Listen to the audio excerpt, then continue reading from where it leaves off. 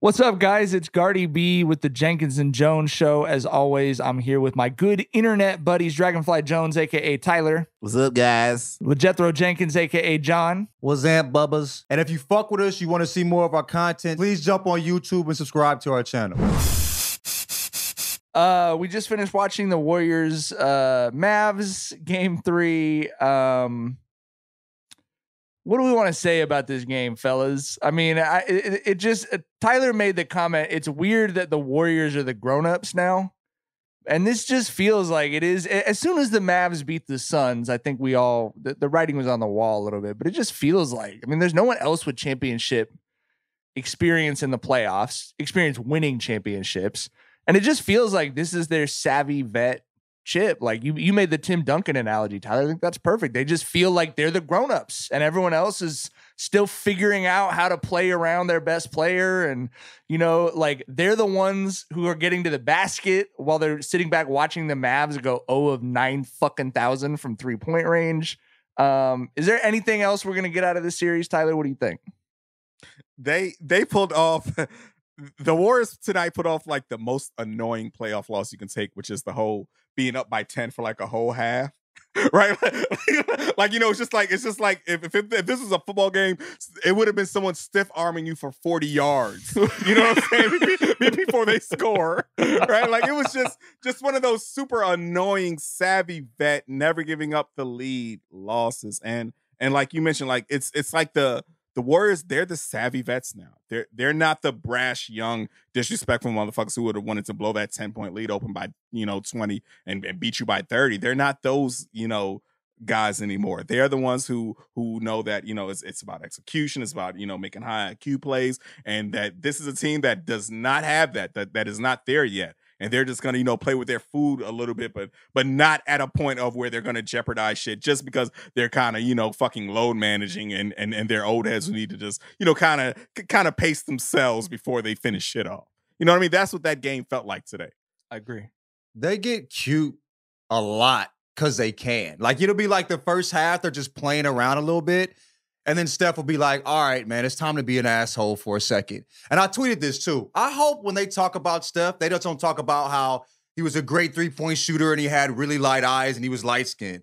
Talk about that motherfucker being a dickhead. Talk about him turning his back on people and sticking his tongue at the crowd. You know what I'm saying? That is my favorite part of him. We got to see asshole Steph. That was the best part of the game. Like you said, like 10 points the whole time they get close. And it was like that 10-point number is like, we still have a shot. No, you don't. But that number tells you do, right? But you don't have a fucking chance, okay? They're just way better than you. You know what I mean? It felt like, I think they lost by like close to 10. It felt like they were up 20, 25. You know what I mean? And like, did y'all notice how quiet Jordan Poole was? I know he had a little bit of foul trouble, but that was odd. But as good as Wiggins is looking too, man, like, I wonder what player is going to be the player that takes the MVP from Steph this year. There's always a player that steals his MVP. Is Wiggins the player? You know what I mean? It looks like it's going to be Jordan Poole. It might be Wiggins, though. Might be Clay. Might. I mean, you just, but that's what's crazy. They're not even playing that. That was cute. They're not even playing that well right now. You know what I mean? Like, it feels like nobody should win the championship. No team feels like a championship team. You know what I mean? Am I tripping? I think, I made the analogy to you guys of the Shaq and Kobe Lakers towards the end of their run. And it feels very familiar to me in that regard. They know exactly what they need to do to win a championship. And you can tell they're being real smart about it, but we'll get a Chris Haynes report in 3 months about how excited they were about the way this bracket shook out. You know what I mean? They've kept that real quiet, but you just know they looked at this like, you're telling me we have to beat this team and then that team and then what, the Heat with the Celtics with as fucking goofy as those teams, like, you know what I mean?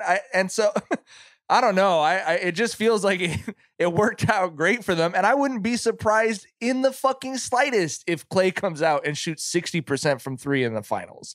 I wouldn't be surprised by anything. His shit looks broke as fuck right now, but then he steps up and hits 2 threes in clutch tonight. You know what I mean? So I don't know. I do want to talk about that the Andrew Wiggins dunk. that referee has got to be fucking barred from the National Basketball Association. Get him out of there. Get him. Listen. I'm gonna tell you why this motherfucker needs to go. For one, he fucked up a moment for now, and he fucked up a moment for the future.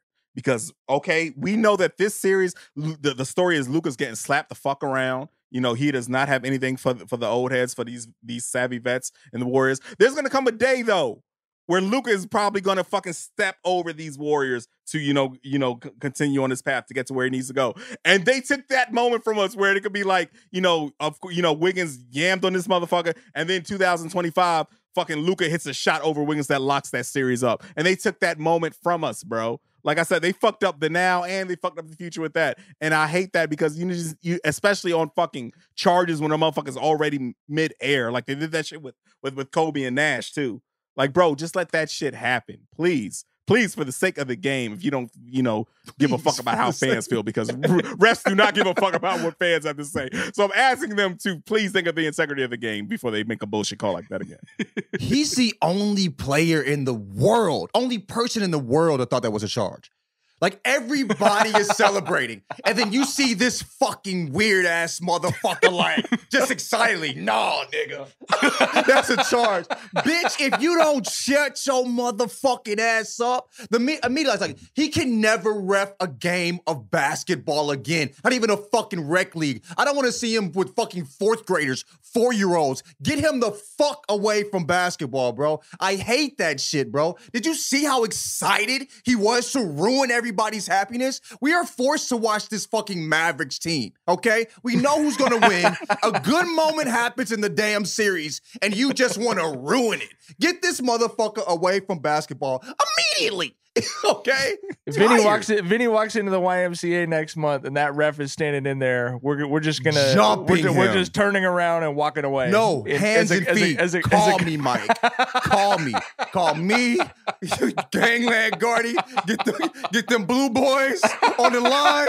You feel me? I'm gonna get a boop in and walk up out there, motherfucker. You fuck out of here. What do you guys think Andrew Wiggins gave to the devil in the deal he made for this El season? Diablo. Bro, he's That's so Steph. fucking good. He's just so fucking good. I don't know how else we can say it. He's phenomenally good. Like, it's like, what the fuck? I'm speechless, honestly. What would you give up for the year that Andrew Wiggins is having? Not like, you know what I mean? Like all-star year, like key contributor on a championship team, possibly the dude that takes a finals MVP away from Steph. Like, what would you give up? Would you give up a year off the end of your life for that? A year? What? Yeah. That ain't a year? Like you might have to run out a decade before I start, having a strong, conversation. Mike couldn't wait. Yeah. Tyler couldn't wait to give that year up. You got a lot of life in a decade, bro. Tyler couldn't wait to give that fucking year up. Please take this year. What is a year? Is wrong I'm with with Tyler. you? I'm with Tyler. What is a year? Bro, I give up my Vitamix. I give up my Vitamix for that year. A vitamin. I give up this Vitamix. Have y'all ever tried a Vitamix? John, would you give up one ab? Would you go down to 5 abs to have a year like Andrew Wiggins is having? Yeah, but get to 4 and I'd be.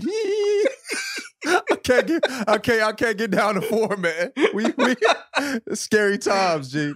I think that Tyler is misaligned with his basketball soulmate, because I think there's a version of the multiverse where you are a Steph stan, and I think you are happier in that world, because I think everything you think about being an asshole is what he thinks. And I actually think Bron does not line up with your personality as well, because I think he's very conscious of what other people think. And I think Steph has more fun being an asshole. Like Bron's talked about when he was in Miami, he didn't wear that crown that well. He didn't like being disliked as much as he was. So I think there's a version of you that is wearing a Steph Curry jersey right now, recording this podcast, who might like basketball more than you like basketball. See, the whole thing is, bro, I was never a Steph hater. I was a let's pump the brakes Facts. on saying Steph is better than Bron. Like Yeah. that was always my stance. But of course, on Twitter, that turns into me being a Steph hater, or whatever. And I You will say, want Steph dead. yeah, right. But I'm not gonna lie. I did enjoy seeing those Warriors fall short. I'm not gonna lie to y'all about that. So I very much relish that thoroughly. But yeah, for sure. But yes, the shit talking is for sure one of my favorite things about sports. And Steph does that and so expertly. Just like the fucking the night shit that he just picked up this postseason. Ooh. Like, bro, did you see the screenshot where somebody responded to Ja saying, "Oh yeah, that's OD tough." Talk about the Steph. Josh said that. Josh said that. Josh said that, and then a Grizzlies fan account tweeted him, "Nigga, he did that to us this postseason." Hey, still tough though. Game recognized game. That shit's still tough. Ja ain't lie. Yes. Ja ain't lie. Yeah, but we had this discussion before. Now I was like, I never enjoyed hating Coach K because he's boring as fuck. Rooting against Steph is fun because he's a phenomenal villain. He is a great villain. He is a cocky, arrogant bastard, and I say that with all the admiration because that's how I like players to be. So yeah, it's like I said, I never hated Steph.